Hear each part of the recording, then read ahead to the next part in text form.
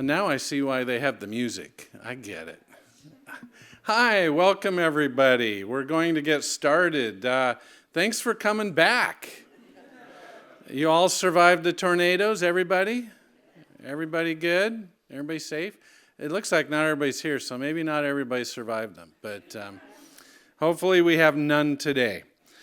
Welcome back. Good morning. Happy St. Patrick's Day for those of you who celebrate that.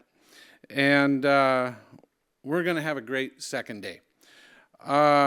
We have posted the new schedule online. I think I sent an email out to everybody. So we were able to shift some of the canceled sessions from yesterday to today. And there'll be the full reception as well at the end, 4:15 to 6:15 p.m. Feel free to stay.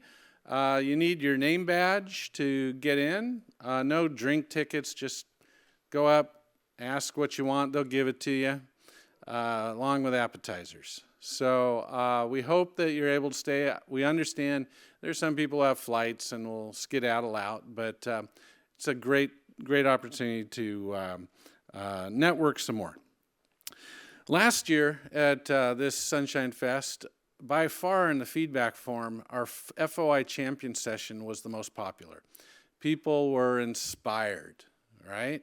People were inspired by the stories that show why this matters and make us realize, okay, all this angst we go through all the time, it's worth it. And that's what we're going to do today again. Their bios of our panelists are all online, so we won't go through them in detail, so feel free to take a look at them, including links to the stories about them. So you could take a look and see a little more detail of what they've accomplished. This session's going to be streamed live, it is, and recorded, and will be posted at our website as well as YouTube. So you could check this out later, send it to others if you found it inspiring. All right. Moderating this panel will be Miranda Spivack. And Miranda, as many of you know, is a local hero FOIA champion herself. Last year, she authored the book Backroom Deals in Our Backyards, How Government Secrecy Harms Our Communities and the Local Heroes Fighting Back. She worked at the Washington Post as an editor and reporter on the Metro desk, has conducted research on freedom of information, and is vice president of the DC Open Government Coalition. So she's the perfect one to moderate and lead this conversation with our four champions and you all. So with that, Miranda, please take it away. Thanks, Dave, and welcome everybody. I think you've heard all the laments. We saw it in some of the data that were produced yesterday, which is that users of open records laws are generally older, white, male, and of course businesses, as we all know, are the big users. So what I want to have you understand and enjoy today is the idea that this is also what the FOIA world can look like. And these folks are both, we have two, in my book I call accidental activists. These are not people who signed up for this. They get into this because something goes wrong in their communities and they decide to peel back the information and try to find out what's going on. And then we have two young journalists who are, and I mean young. I mean, Isabelle is a freshman in college and she did a lot of her FOIA work while she was in high school. And Alex, who is a senior, right, at Michigan State, he did a lot of FOIA work in high school too. So there's a lot of hope for the future of FOIA. I also want to point out yesterday that the former head of the Mexico Instituto Nacional de Acceso a la Información, Blanca Lilia Ibarra, spoke in Margaret Cuoca's session yesterday, if you didn't hear it, and she said that in Mexico, the users of FOIA are considered elitists, and I think that's also a problem we have in the United States, something to think about. Anyway, these folks will tell you their stories, and then we're going to speak a little bit among ourselves, have a little conversation, and then I want to open it up to audience questions, because I think that's where we can also have a really robust discussion. So first up is Elouise McDaniel, and she was from Irvington, New Jersey, where she did her open records work. She is a retired school teacher, and I don't know, am I allowed to say how old you are? 86? Yes. 86 years old. So I'm going to have Elouise start off and tell you her story, and we're going to try to keep these to 5 to 7 minutes apiece so that we have plenty of time to converse with you and among ourselves. Take it away, Elouise. Okay, good morning. I'll go through my little outline, and if I have time at the end, then I'll come back and explain a little better. But I was curious and worried about how taxpayers' money was being spent in my town, and that's Irvington, New Jersey. I knew about the New Jersey government laws from some work I had done in 2024, when money was spent for Irvington mayor legal expense, when he was not sworn in as mayor and he did not have a job in town hall. And I put in an open request for that. And I received, from the open request, they stated that they didn't want the cost to go over $75,000. But in the end, it went over $100,000 of taxpayers' money when he was not the mayor and didn't have a job. And so here's what I did. I filed open requests, and here are the problems I encounter. Information blockade. I got some help from the League of Women Voters. They heard about some help. No, yeah, I got that from the League of Women Voters, and they heard about me and my efforts because of news coverage or some other reason. I discovered that the rent leveling board of the township did not seem to really exist. Yet, the business administrator collect $140,000 stipend for his work. But I don't know what he did. And I was intimidated, defamed, harassed, and not given time to speak in council meeting. When we went to council meetings, the mayor would come in every council meeting when it was supposed to be for the citizens to come in and voice their concerns about the township issues.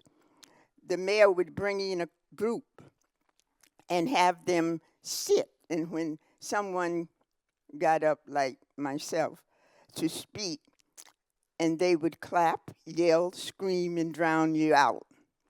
Therefore, we couldn't, get anything done through that, and it was difficult, very difficult. So, the results of all of this is the public found out about the mayor's problem, mismanagement of funds.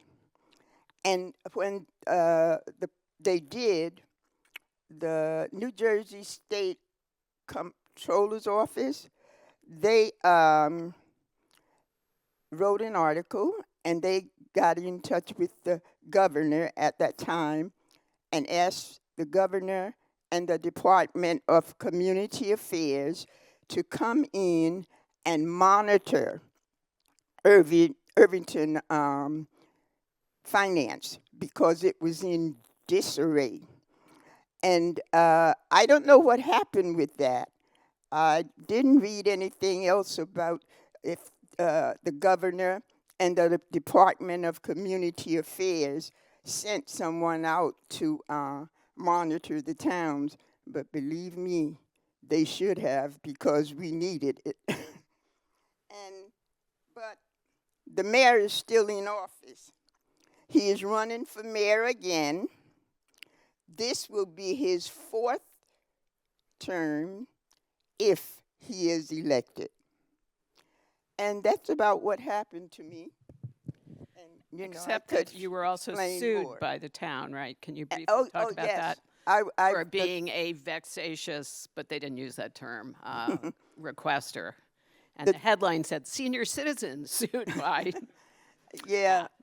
The township filed a complaint against me and said I asked for too many open public records. So what happened is when I got the complaint, I filled it out and took it to the courthouse. And then I found out about, someone read about what happened, and the American Civil Liberties Union came in to my aid, and my attorney, I think I could call her name, C.J. Griffin. They really helped me. And the township dropped the complaint immediately. Mm-hmm. So sometimes, as we know, it's hard to do this alone. Our next speaker is Laurie Ortolano from Nashua, New Hampshire. She, too, has been accused of being a pain in the neck, which I think is a badge of honor, frankly. Good morning. I got involved with records issues in the end of 2018 when my husband and I had moved to Nashua in 2014, and we saw our assessment jump 50% within 2 weeks. I believe something was wrong. New Hampshire has a very high property tax rate, probably the 3rd highest in the country, so a lot of our government money is raised through property taxes. And so when it happened in 2014, I questioned it, had an assessor come out, he assured me it was right, felt really wrong, followed up in 2017, and when my tax bill crossed $18,000 and my neighbors on each side were at 8, I felt like that was way off. So in 2018, they did a new assessment, and the numbers came out, and I was furious. My husband and I would sit in bed with our morning coffee, and we would fume over the fact that we had been taken to the cleaners for 5 years and had overpaid about $30,000. So I went in to do an abatement and try to get the situation fixed. And I ended up walking into a real hornet's nest. I started by talking to my neighbors, having conversations with my neighbors, because in order to file an abatement, you have to compare your property to your neighboring properties. And I didn't want to make any comparisons without letting my neighbors know that I was looking at their properties to compare. I didn't want to ambush anyone. They were very receptive, very nice. I went into the assessing office. The clerks at the counter were super friendly and supportive. All research had to be done in the office because none of the data was online for home research. So I would go in 3 times a week, start digging to look at how my assessment ended up being raised so much when we moved in, and how they were capturing permits and using sales data to adjust assessments. And after about 5 months of doing the research, the office became very closed off. They fired the chief as a result of my research. A new woman, the mayor's chief of staff, took over, and she closed that office down. I think the goal was to get rid of the chief and get rid of Laurie as well. And so, but I kept digging, and I kept seeing in my neighborhood properties that had done a lot of permit work that were not being assessed. And you couldn't tell who owned the property, but you could just look at a computer database and see these permits pulled. And one day I stumbled on this permit. It was $100,000 for pretty much a whole house makeover. And I was like, and the assessment didn't go up at all. And I was like, geez, how does that happen? You know, that doesn't make any sense at all. So I said to the clerk, go get me that file. I want to see that. And as she brings it to me, I remember saying to her, "This is ridiculous. Who gets this?" And she kind of rolled her eyes and tilted her head, and I opened the file, and it's the mayor's property. So that was the end of my relationship with the mayor. And it has never recovered from that. Trust me. In 6 years, that was the end. And I privately wrote him a letter. I said, "Listen, we're neighbors. And look at what happened to our property when we moved in, and they made adjustments based on the look of the house and improvements, and you pulled a whole permit and got no adjustment at all. You know, do the right thing and fix your property." Completely ignored the letter. So I waited 6 weeks and then addressed it in a board meeting. And then his head just popped off at that point. He was just lit up. And I think that really created a lot of problems for me. They began tracking me, dogging me, creating right-to-knows. If I went to a board meeting and spoke, that became a right-to-know. Just a correspondence was logged into a database as a Laurie right-to-know. If I asked for the phone number of somebody in City Hall, because it wasn't on the website, formalized into right-to-know number, 2019-006, right-to-know request. Everything. If I had asked for a roll of toilet paper in the bathroom, that would have been documented as a right to know. No question. Everything was a right to know. So they were building this database on me. And it just became very difficult. But I hunkered in. I found a certain assessor in the office was claiming to go out and assess properties, and he was actually sleeping in parking lots. And so I ended up producing a report, and I gave it to the city. They were very unimpressed with it. They kept the assessor. I filed formal complaints with the DRA. They came in. They slammed 3 assessors with decertification letters, stripped them of their assessing titles. That created a huge problem in the office because we no longer had a qualified chief to do assessing work. And the city's reaction to it was so resistive that it really blew the office up. The people that I would say were the good workers, the honest workers, they all got up and left. So an office of 9 went to 0. With the last man standing being the guy who was sleeping in parking lots because he retired out of there because he couldn't get a job anywhere else. So the DRA was very effective in coming in and backing the research. I then filed an abatement appeal all the way up to a quasi-judicial body, a Board of Tax and Land Appeal, and I did end up winning my abatement in 2021. COVID derailed everything. And my work I was so active in this assessing work that for 2 years, the local newspaper, it was their top 10 story. They would run the stories and it was top 10. And the assessing board would say, "Why is this happening?" I go, "Give me a break. I mean, of course it's happening. Assessing is so important to all of New Hampshire. These property taxes and the fair and equitable distribution of taxes is a very important issue to every citizen who pays a lot of money for this funding government." So that was my first, and then I rolled into an art center project that turned out to be a hornet's nest. That they mounted a huge. I went into court with this. They mounted a huge team, 5 lawyers against 1 pro se litigant. They've so far to date spent just over $1 million battling me. I did win up at the Supreme Court on an appeal and got a lower court order overturned, and I'm back in the lower court trying to get information about a private company that was formed to create an art center where all public money was channeled into a private corporation. That's a big deal, and it's happening a lot now. So, it's been really challenging work, really reputationally damaging, very hostile. I think that, what we all need is if you're married, you need a support group for spouses of wives who are serial filers or husbands, because it's very, very difficult on them. And so anyway, but it's, you meet a lot of good people, and I would say my friends and my associates are my neighbors. The citizens are the most respectful of the work.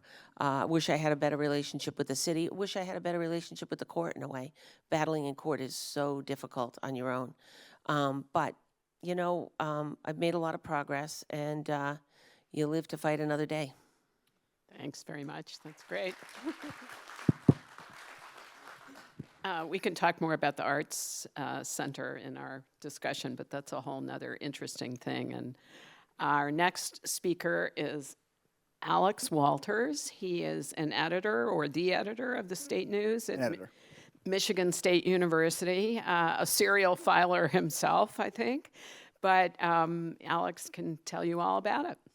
Yeah, well, I guess I'll start, when I was a senior in high school, my school district operated on like a $100 million budget, and it rolled over every June. And at the end of February, they put out this very short statement from the district office saying, we looked at some numbers, we just want to let the community know that, we thought we were going to have like $1 million deficit at the end of the year. We're actually going to have like a $15 million deficit. And that was it. That was all they said about it. And so, the staff was very concerned. They all thought they were going to lose their jobs, and parents were very concerned about the quality of the school. And I don't know how interested students were in any of this. But anyway, I had just started this newspaper at the high school, and we thought, like, well, this is great. This is a big story, and, like, we're going to figure this out, and there's all these unanswered questions, and, this is going to be our job.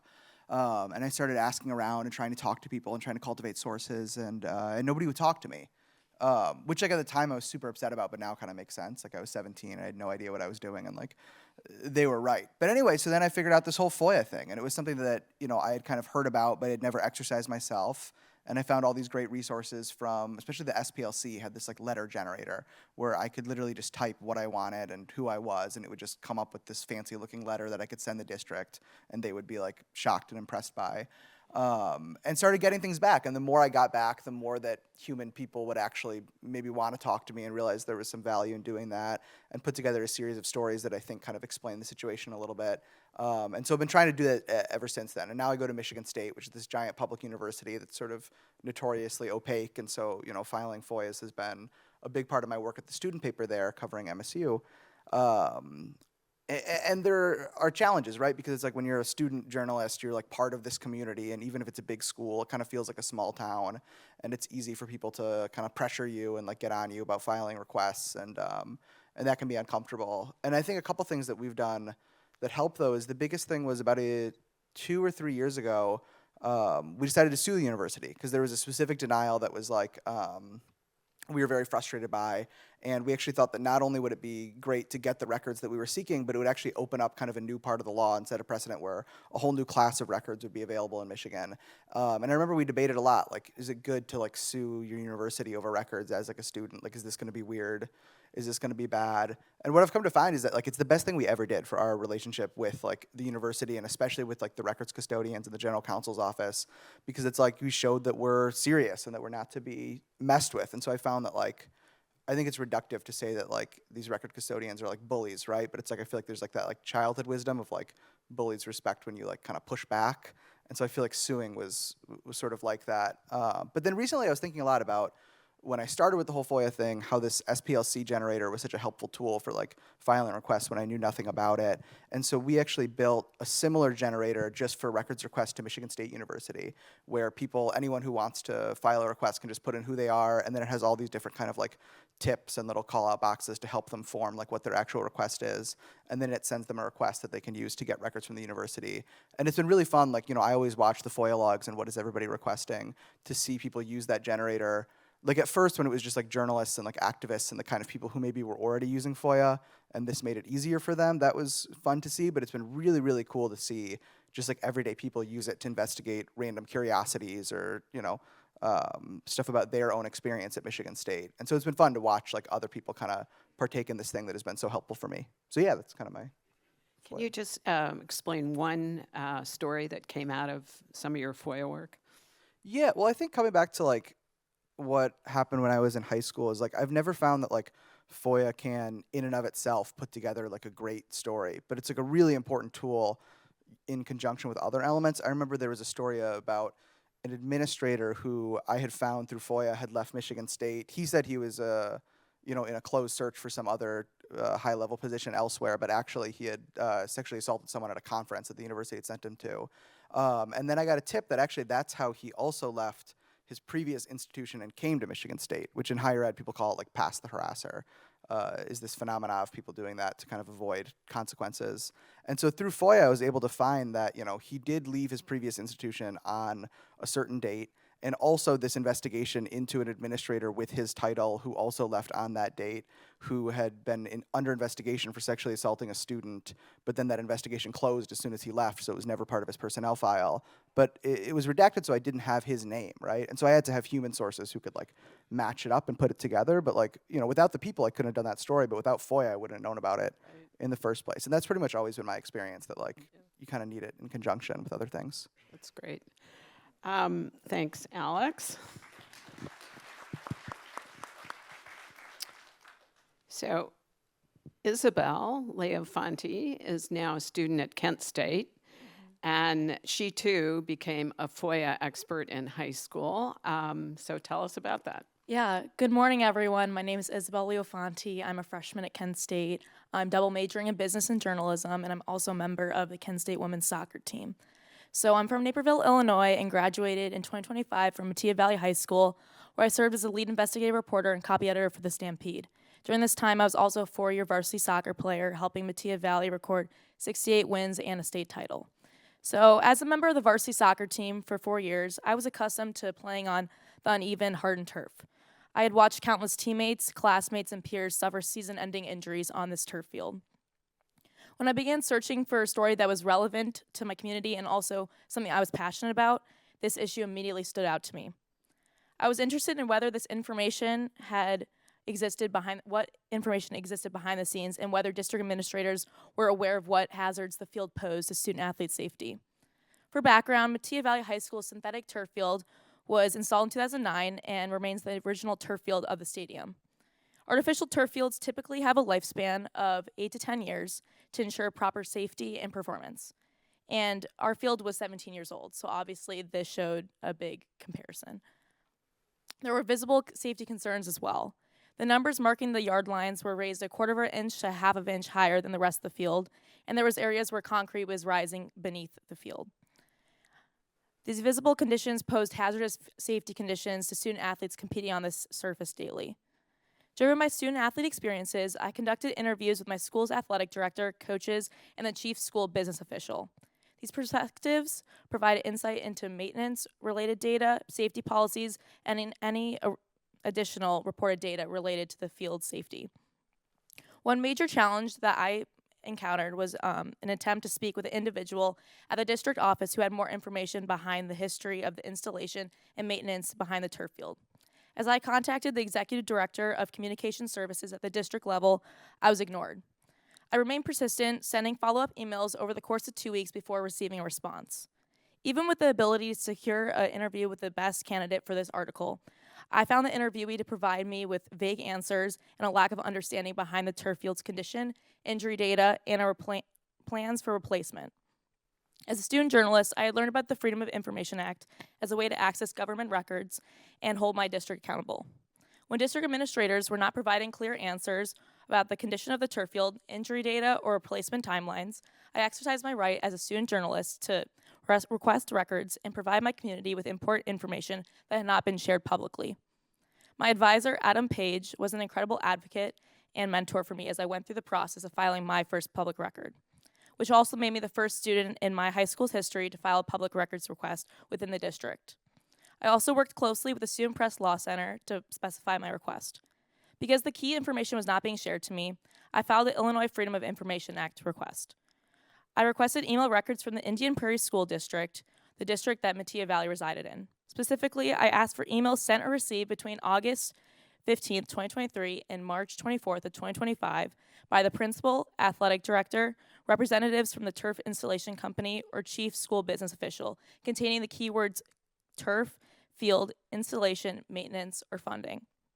One of the most important lessons I learned, and something I cannot stress enough, is the importance of being very specific when filing a public records request. If a request is too broad, it can be denied, delayed, or return large amounts of irrelevant data. By narrowing the request down to specific keywords, dates, and people, you can increase the chances of receiving relevant records and prevent the request from being denied or delayed for being too broad. For this reason, I rewrote my request several times to ensure that the final version was very specific. As I mentioned earlier, I worked alongside the Student Press Law Center to narrow down what I requested and to avoid a lengthy search, which can incur additional costs. Because of my careful wording, my public records request was processed without any fees and provided me with relevant, important data. The emails revealed crucial internal conversations regarding the turf's condition. The records revealed discussions amongst district administrators and representatives about replacement timelines, financial boundaries, and the data on the field's safety measurements, all information that had not been shared publicly. Using these records alongside additional interviews, I exposed the problem and helped my community understand the risks that student athletes were facing. Even after submitting my FOIA request, I couldn't obtain all the information I did request. Indian Prairie's chief school business official's response was withheld from my Freedom of Information Act request, with the district citing that preliminary drafts, notes, recommendations, memoranda, or other records which other opinions are expressed or policies or actions are formulated. The withheld response that was avoided was prompted by a school board member in September of 2023, with asking district administrators where are we at with possibly getting artificial turf at Wabansie Valley, Neuqua Valley, and replacing the turf field at Metea Valley. I didn't go back to get the audio or video from the school board meeting, but that's something I strongly recommend. If information discussed at a public meeting is redacted in documents, reviewing the meeting's recordings can often reveal what was being said. My reporting and actions for transparency had lasting impacts on both my school community and within the broader journalism community. By exposing the safety concerns on the turf field in Metea Valley, I brought attention to an issue affecting many student athletes that were competing on the surface daily. Exposing the safety concerns also highlighted disconnect between what was considered safe surface for student athletes to compete on. Individuals deserve to know what their district administrators are doing. We pay their salaries, and open government laws require them to be open about how they're spending their money, making decisions, and affecting their schools and communities. I can attest that my reporting helped reinforce the passing of the district referendum, which includes a turf replacement installation at Metea Valley this upcoming summer. I truly hope that my actions and my experience utilizing public record laws inspire more journalists and my fellow student journalists to exercise their rights, ask difficult questions, use public records to improve their own communities. And if I hadn't submitted a FOIA request when I had the chance to do so, I would have never been able to uncover the withheld information and report transparently. Utilizing public records and other available tools is one step toward lasting change within our communities. In my case, access to public records allowed me to exercise my right as a student journalist and highlight a key relevant issue, showing how just one individual can make meaningful difference within their communities. Thank you.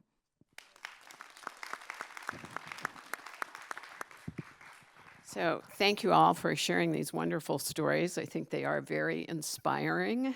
I wonder if we could give a little advice to people. What would you have done differently now that you know how to work the system a little bit more? Isabelle? I'm sorry. Elouise, excuse me. Isabelle just gave us some great advice. I think that I think what I would have done was put a little more effort towards the open public records, because they would take like maybe sometimes 2-3 months, and I would fill out a denial request with the local government service, and so maybe I should have put a little more effort and go through maybe to just continuing, but I didn't know at that time what to do. So do you mean sort of pushing them harder Pushing to them fulfill harder, the yes. timeline that they're supposed to fulfill Yes, that so many of them do not fulfill? Right, and that's when I filled out the denial request form that the state have, and how I got that is I went online and I found it, and I filled it out and sent it down to Trenton, and Trenton wasn't very good at responding either. Some of them, they didn't respond at all. Okay, Laurie, thank you. So I find that a difficult question to answer. I think right now, one of the ways I've grown is writing my requests better. So I tend to number what I'm looking for. I want 1, 2, 3, A, B, C, and draw it out so it's not written into a paragraph where the city has to search for it. But I will tell you, even doing that, I so often get 2 and 3 answered and not 1. And I have to go back 3 or 4 times, and it's just not productive. I did a lot of things where I participated in my board meetings. I went to public meetings. I talked during public comment. I raised these issues. I used the press. When the press was still around when COVID hit, it really changed everything a lot for public awareness. But, there's 2 factors when you're going after records in a community. One, how antiquated are your systems that government has to access records? That's a big problem. And 2, how difficult are the government actors in hiding this information and their will to not make this public? And I found that I faced both problems. The systems were antiquated, and we have bad actors in my city that don't want to open records, and that's your top leadership team. And when you get this kind of anarchy that gets established, they will win elections over and over again. It's hard to push them out. And so that's been a never-ending challenge for me. Yeah. Thanks. Alex? Yeah, I think that if I could go back and like tell myself something, it would be that like I wish I would have relaxed a little bit and just been comfortable with like the FOIA thing is inherently kind of like slow and frustrating. And I think especially when you're doing it in the context of journalism, it's like it's kind of like in conflict because journalism is like a timely thing and it happens quick and you want to know things and like there's kind of like a shelf life on information. And FOIA is inherently just like the slowest process and it's very bureaucratic and you run into issues and it's kind of iterative, right? Like it's like, I feel like it's very rare that I have some story, I file a request and I get what I want and then I write about it. Usually you file a request and you run into some sort of like blockage and then like once you get the records you look at them and you realize that you actually need other records and like it's a thing that has to go on over a long period of time. And I think the longer that I have been doing it, the more I treat like the FOIA stuff as just sort of a practice of like I'm always asking for records. There's requests that I file like every week regularly and I look through things and then when I read things I ask for other things. And if like stories emerge from that, that's wonderful. But like I don't know how many times I've had it work out where it's like you get some tip or some story and you're like, I'm going to file a FOIA, I'm going to get the record, I'm going to write about it. And that actually works out in the span of less than like 6 months or something. Yeah, right. And so I do think I need to just like acknowledge that it's a slow process and that you have to kind of embrace that because otherwise you'll just be frustrated endlessly. Yeah. Thanks. Isabelle, you already gave us some good advice about cross-checking redacted documents with videos and audios, but what else do you want to tell us? I guess just going along with that, just being persistent and honestly following up and making sure that you are just making sure that the FOIA process is going along as you need it to. For me, I followed up with this, district administrators and just saw where they were within the process. For me, it was 5 business days, and then they would say whether they need an additional 5 business days to give you back what you originally requested. But I think just really being specific in what you're requesting to make sure that when you do get it back, that you'll get the information that you did want, and just being persistent and yeah, that's about it. Thanks. I guess I have a piece of advice too from years of journalism and being an editor also at times. I think people need to go and learn about the system in their communities and to do that before you need something. So it's sort of a call for further civic engagement, getting to know the records keepers, how do they keep the records, and do this before you know something. And of course, the problem there is that most people don't even know this exists until they need something. But I think that's also just, there are plenty of people in government actually who do want to help you. I know that sounds hard to believe, but it's absolutely true. What about the hostility that you encountered? How did you deal with that, Elouise? Well, Pick up your mic. oh, sorry. It was so bad. I was determined that I was going to help the citizen in Irvington because we have a large population of Haitians, and they didn't have a good command, or they do not have a good command of the English language. So they would come to me for help. And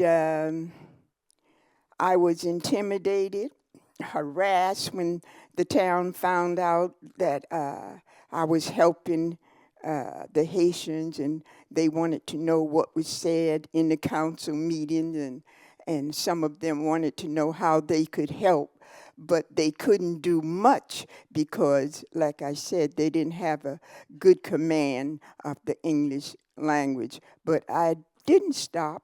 I went to different organizations, and I read up on a lot of things, pulled up on the internet, and I just went on by myself, really.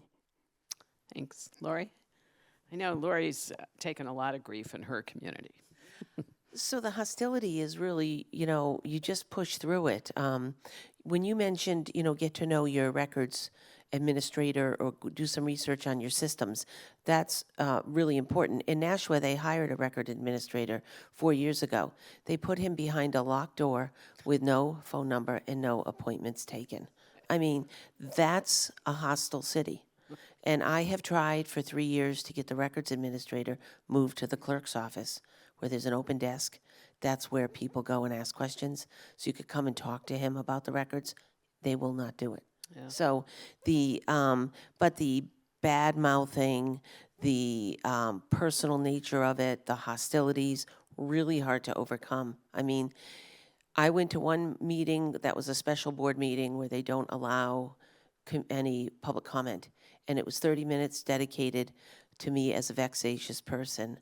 And it was a spreadsheet put up of all the damage I've done to the city and how outraged taxpayers should be by me. And when they listed this art center lawsuit, and I saw that over 5 years they had spent $500,000, but that one art center lawsuit that was a year old, they had spent $4 on that. So the bulk of the money was there. And they noted to the public, this lady's a big loser. She loses all the time. She is a loser. And look at the money she's wasting, making your taxpayers pay this. Do you want this kind of loser in your community? And I couldn't say anything. So, but that was, I really think, one of the stupidest things they ever did, because it red flagged how much money was being dumped into this one suit.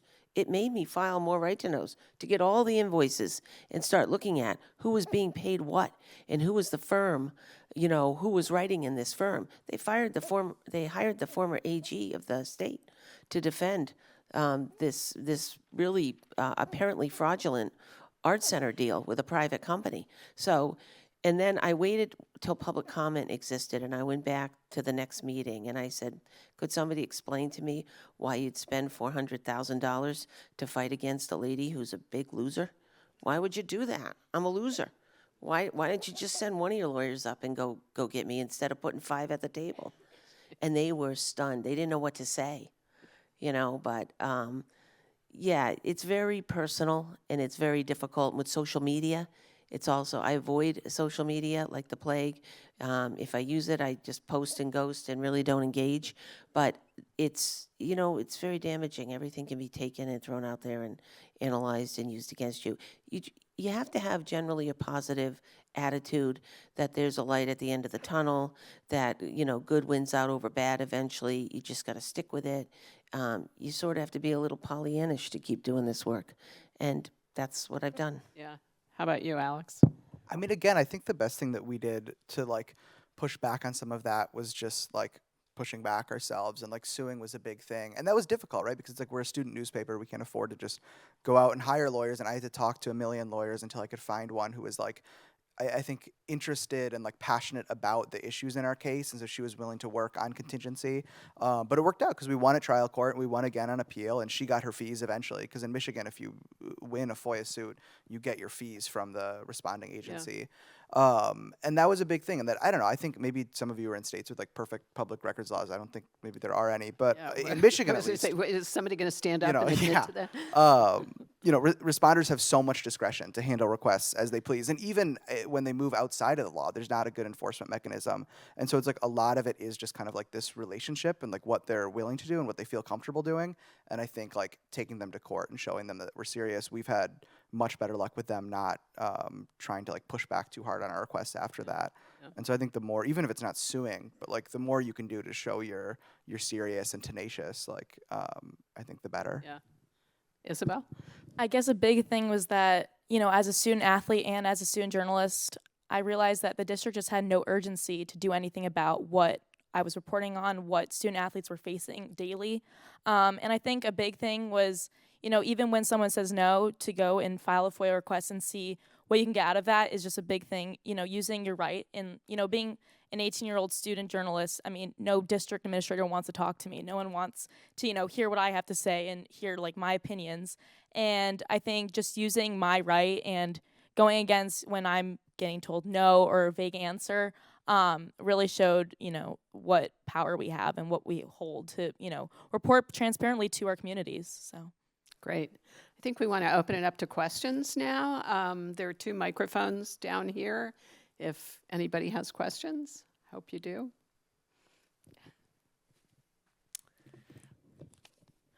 Sorry. Thank you all. Good morning. Thanks for sharing your incredible stories with us this morning.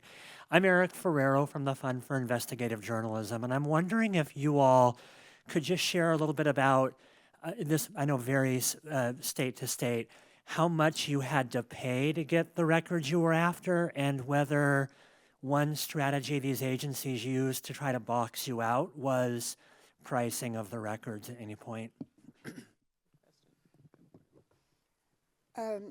When I made the open public record request in New Jersey, we didn't have to pay for it. We go through the township first, and if they don't give you the records, you can send to Trenton the local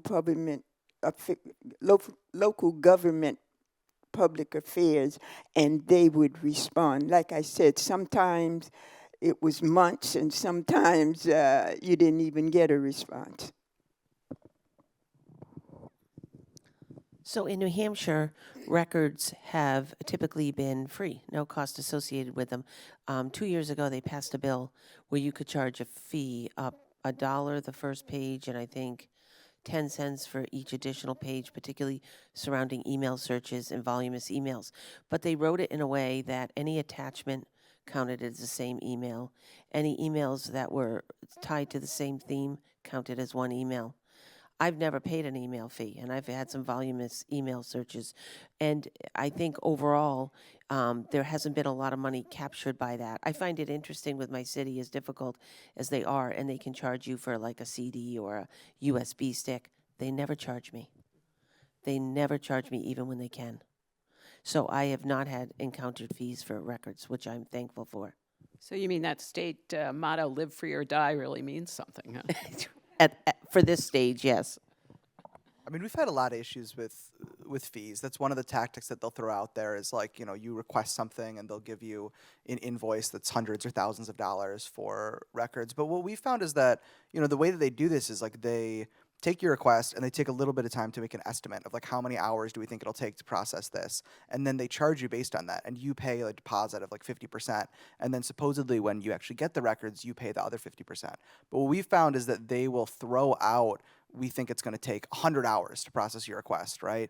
And so you're going to have to pay this much, we want 50% up front, and we'll pay the 50% up front.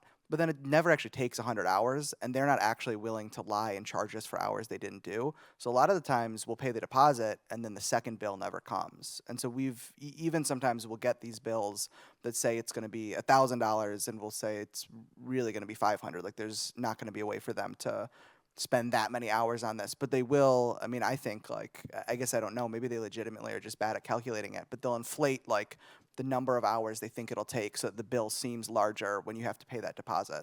But so the newspaper actually did pay then in some instances. Yes, but we I can't think of a time that they've ever come back and the final bill has been as big as they estimated that it would be, because they like to throw out a much bigger number than it ultimately is. You think, But we do pay. Is that an intimidation tactic, do you think, or they're just bad I don't math? know. I mean, maybe they're just, and I think it would be better for them to overestimate than it would be for them to underestimate and then stick us with some bill we weren't expecting. But I do think when they do it every single time, it kind of feels like maybe they want to throw bigger, scarier numbers out there. And then for me, I didn't have to pay anything, just like you two. I worked alongside the Student Press Law Center a lot, and I was on calls with them and just going back and forth with them to make sure that when I did submit my public records request, that it would go through without any fees, and I was successful with that. So, Great. See, we have another question. Good morning. My name is Rich Neumeister. I'm from Minnesota. And for 50 years, I was your age, 20, 21, now 71, started doing data requests in our state. I also speak once a year to the Hubbard School of Journalism, some of the journalism students at the U. I'm now at a point in age that I'm a dying breed, kind of old school kind of guy. But what I'm trying to look is, how are young people, and I see two young people, how are you telling your young colleagues this is important stuff? Many of us, particularly, I grew up in the late 60s, early 70s, and we know how damn important FOI is, and still is. But how about, what are you telling your colleagues, your young friends, whatever? This is a tool to use. How can you do it in everyday people's life? You know what I'm saying. It's very difficult, and I think especially with young people, I actually feel that not necessarily like when you request records, you get pushback from the agency that you're requesting from. We actually get a lot of pushback from our readership about writing about things in public records.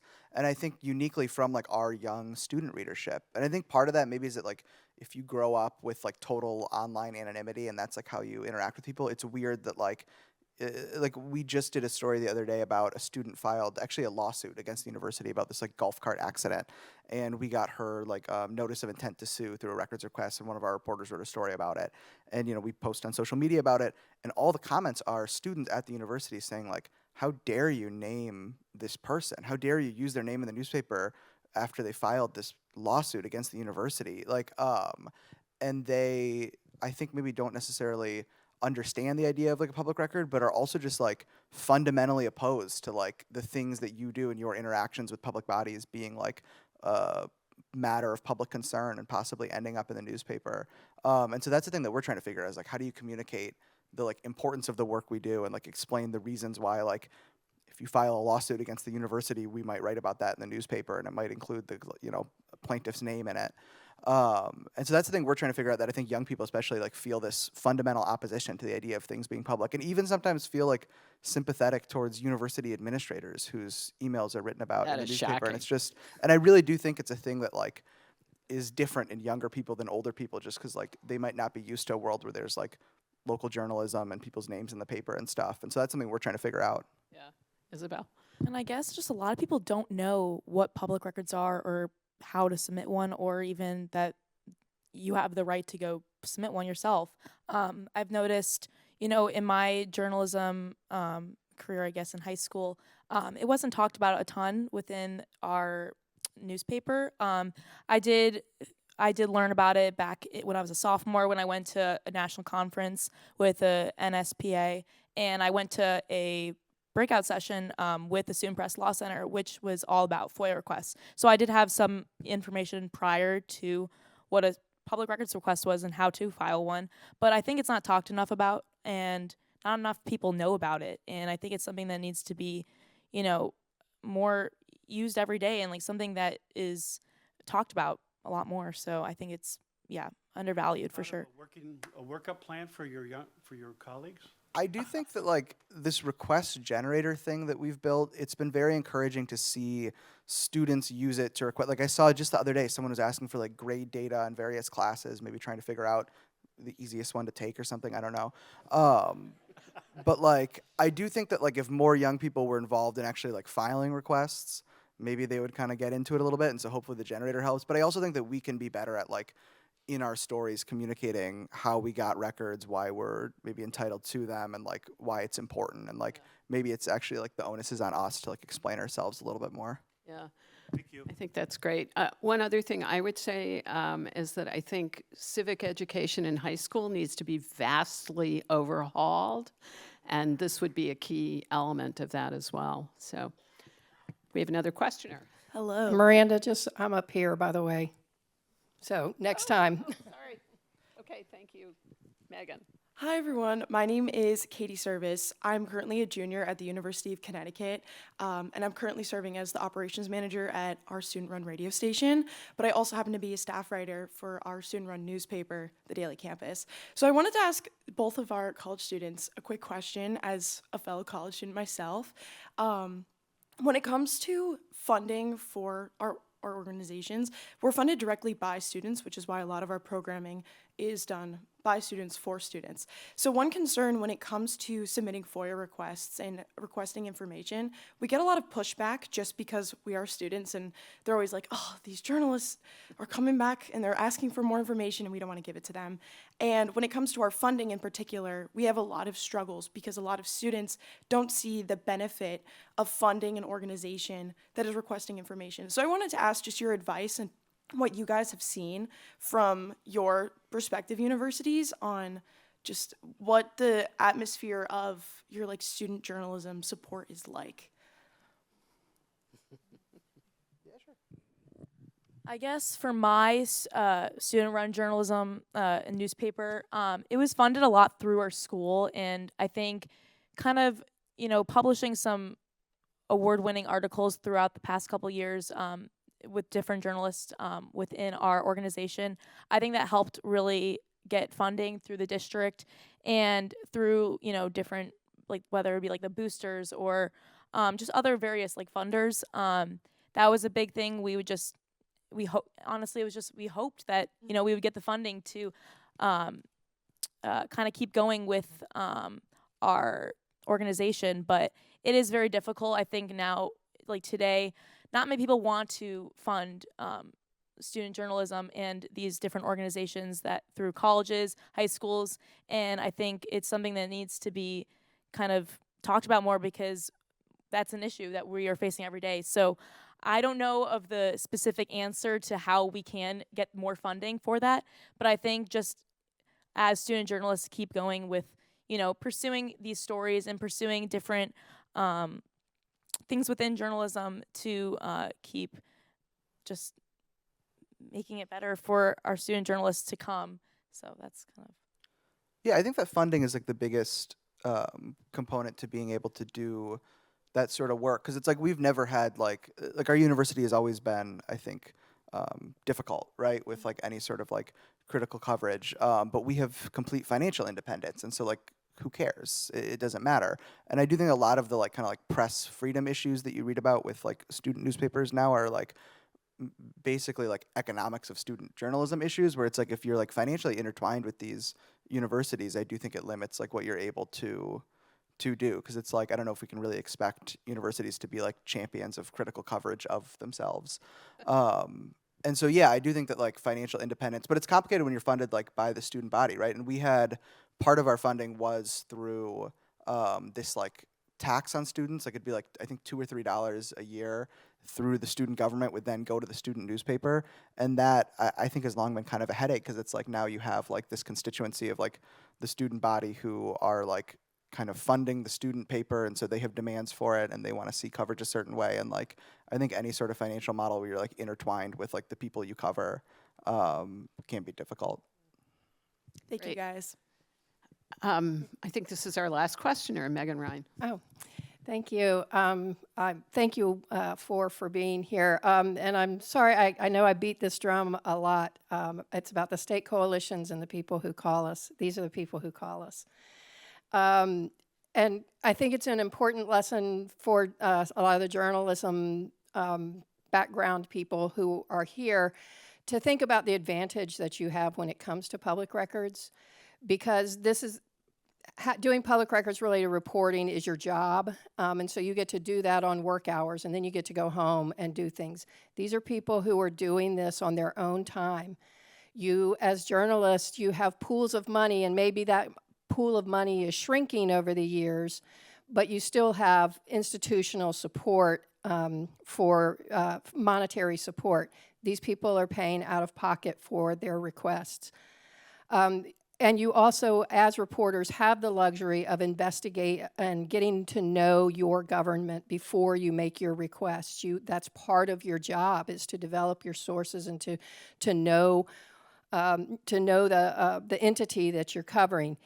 These folks often don't have that luxury, or they don't know that they need to have that luxury, because they don't know that they need the records until they need the records. So they take out, and to hear about the backlash that many of them have faced. I have this one woman who's been calling me, she had spaghetti put in her mailbox. I haven't figured that one out yet. But someone also sent her dog crap through the mail. She was pulled over on her way to a public meeting, specifically to keep her from going to the public meeting. So they really face these incredible challenges. And so I just really applaud all four of you for pursuing this. I know y'all are doing this, the two journalists are doing this as journalists now, but you started as high school students, which you may be working for your paper, but that wasn't your career at the time. Yeah. So all that having been said, and that you are the type of people who call these state coalitions, I was hoping, you've mentioned the State Student Press Law Center.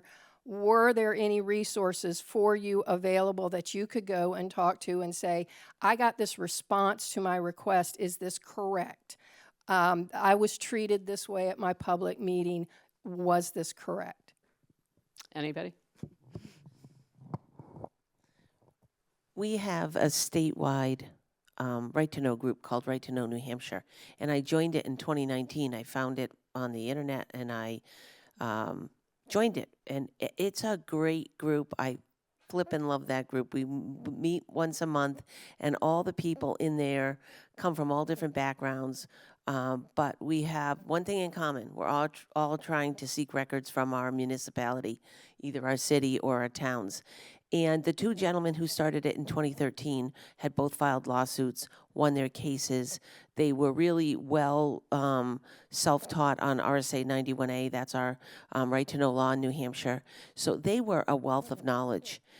They developed a little website that had a template for filing, calling out the statutes, making certain you had everything in there. I used their template to get me going. They were so helpful, and I connected with a lot of people around the state. I became the president of that group for about a year, and then another person took over because I had my own lawsuit I was busy with. But yeah, they've been enormously helpful, and we have the New England First Amendment Coalition that covers all the states, that puts out articles all the time regarding their work through out New England on getting access to records and holding government accountable. And all of their stories are pretty interesting and insightful and give you ideas on how to go about handling your situation. Great. Elouise, did you get any help? Like I said, I was out there really almost by myself, so I depend on the internet a lot to pull up, laws and information about public records and whatever I was trying to get. But during all of this, I told you I was harassed, and but I still talked to people, and I told them I hadn't someone to interpret for me for the Haitian community, and to let them know how to go about getting records or making a public request. And this is when they really harassed me. They took the benches out of the area where they used to let citizens come in and, voice their concerns about the issues in the township. So now they have been on Zoom every since the COVID. So now, I try to explain to them that I didn't fill out an open request for this, that there are a lot of seniors who will not really have, who do not have good computer skills, well, which I don't a little bit. But anyway, and they don't even have access to a computer. And they didn't listen. So they took the benches so that the citizens couldn't come in. The citizens couldn't do anything. So now they come in on Zoom and they stay maybe for 10 minutes, 5 minutes, making $40,000 a year, and they didn't do anything about it. Yeah. You did get some help from the ACLU, though, the American Civil Liberties. Yeah, yeah. So I'm just going to take a point of personal privilege and tell you all that I did write a book about people like Elouise and Laurie. It's for sale here if you want to get it, but it also has a playbook for activism at the end that might also be helpful to people, especially people who don't know anything about open records until, as Megan said, they need it. Thanks to our great panel. Wait a minute, Miranda? Yes? Just real quick. We still have, we're till 10:15. Oh, so I'm sorry. I thought it was 10 o'clock. No, that's okay. Oh, so if are there more questions? If there's still a question, Actually- I'll ask one. Oh, go Sorry ahead. about that. Go ahead. No, I was just gonna say on the last point, like, you talk about individual requesters operating maybe without like some of the privilege that like journalists have in this space, and like so they go to these like kind of advocacy organizations. But I wonder too if like newspapers actually can play a role in that. Like I think about our like request generator, and part of it is in addition to helping people with their requests, we say like if the university gives you trouble with the response, like maybe we can help you out and have advice, and like we offer that sort of thing. And it's like I wonder if there's a mutually beneficial thing where because for us, if someone uses our generator and they file a request and they get trouble, and then we advise them, for them they get the records they want. But for us, it's like maybe that's part of this like trust problem for news, where it's like that's now a person who will read our publication and who will like more so trust our publication. Yeah. And I if think like and the news mission's organi- aligned because it's helping people get information that they want. News organizations can do a lot more to show their work, to explain their work, and also, I think, to help the public, to be a resource for members of the public. Apart from the fact that getting publicity, as Laurie did for sure, and Elouise did, definitely gets the attention of public officials too. So, yeah. Yeah, I was just going to ask two quick questions. Well, I'm demonstrating this. They've mentioned this Student Press Law Center letter generator, and how many people have used this? Raise your hand. This is a great tool. It's been around since 1997. Hundreds of thousands of requests sent through it. It's so simple for anybody to fill in. You just put what you want. That's a voluminous request. That would be considered vexatious. You pick what state you want. Yeah, Alabama, that's appropriate. Their address, whatever. If you don't want to pay more than $5, and then you just, boom, hit this letter, and up comes all the statutory citations and everything. It's a great tool. So I think we have, a question here. I'm just going to ask two quick questions. If I remember, Elouise, you were declared a vexatious requester. You submitted, was it 75 requests in a year?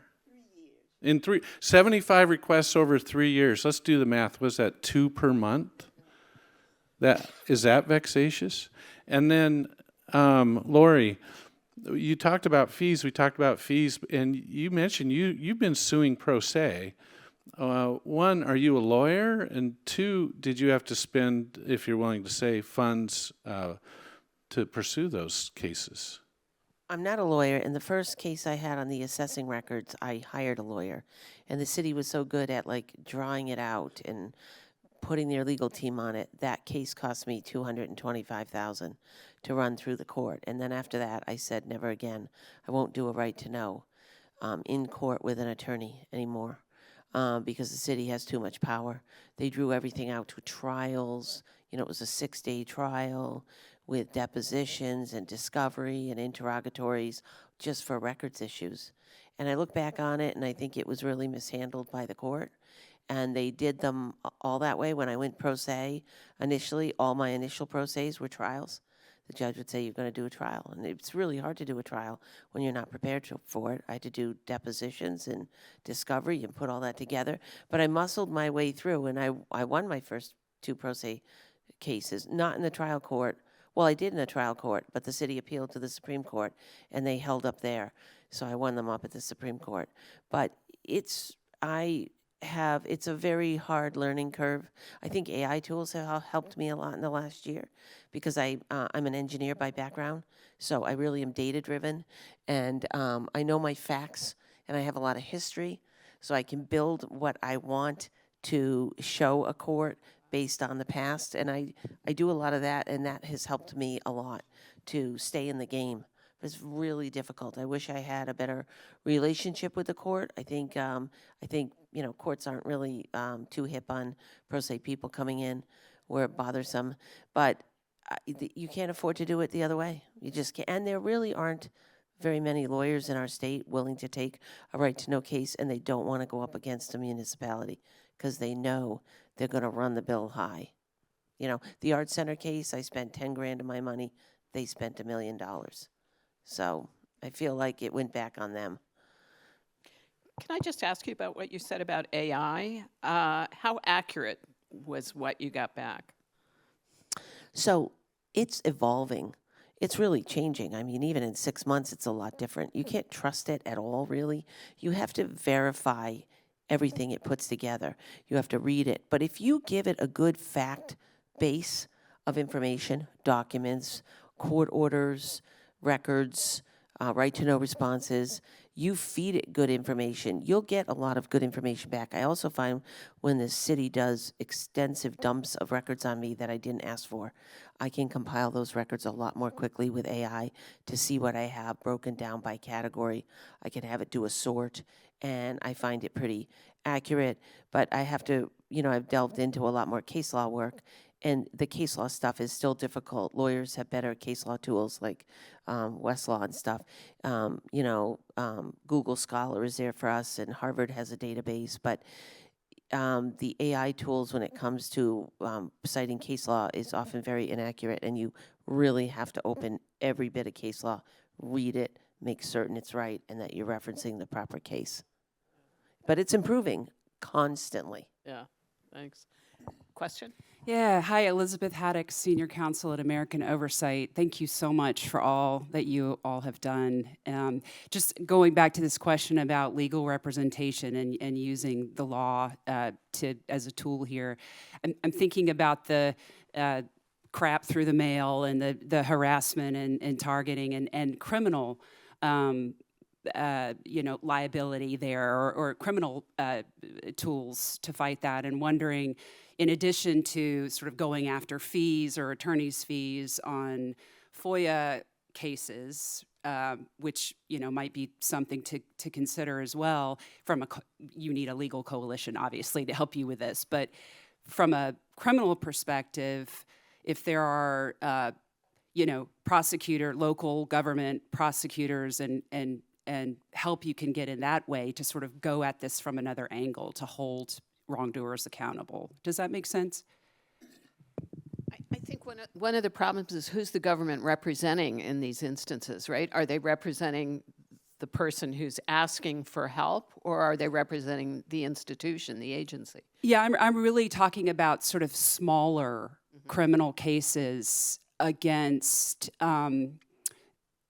for like criminal investigations where there's this kind of harassment. So I'm just thinking outside the box, stepping back from the... So that these folks could go to the local prosecutor and say, I have been vilified, harassed, whatever.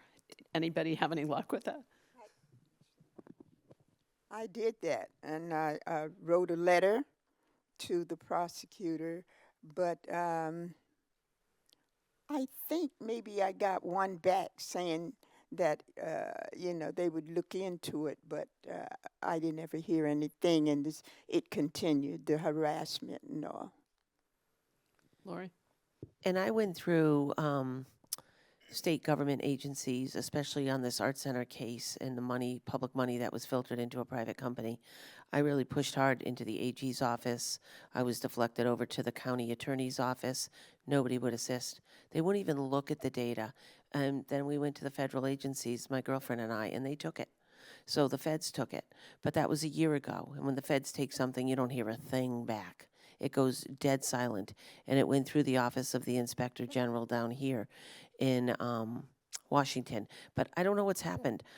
That got taken right at the time that a new administration was coming in, and there was a lot of turnover in, you know, the FBI, and I think the Office of the Inspector General was turned over.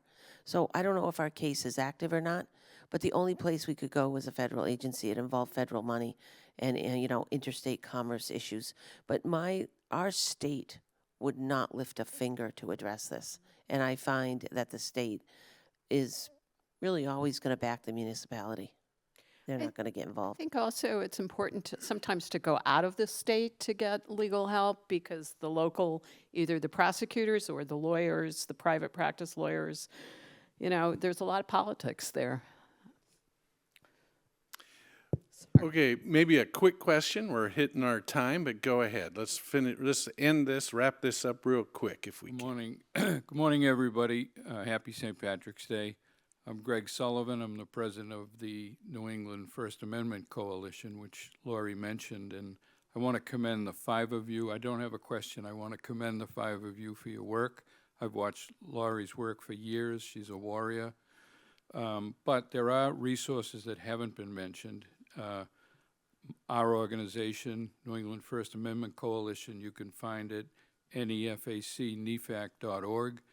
But really, I came down to say, give a shout out to the Reporters Committee for Freedom of the Press. Their website is tremendous. It covers all 50 states and the federal government, rcfp.org. Thank you all. You're correct. And so, excellent panel. Yes? Aren't they great? Wow. So inspiring. Appreciate it so much. And if you want more tools coming up in the breakout sessions here, we have 6 sessions, including Transparency Tool Time, where some folks will show some of these tools, like the Student Press Law Center has, Reporters Committee, other Muck Rock. There's so many great things that can help, and a lot of people don't know about them. Not to mention criminalizing FOI. We talked about that. There's a whole session on getting jailed just for submitting a public records request, having a claim filed against you, like Elouise had. Immigration, access strategies, funding FOI, commercial partnerships. Too many to choose from, I'm sorry. But we're going to have fun. Have a break, half hour, enjoy yourselves, get to your breakouts, and we'll convene again here after lunch. Thank you.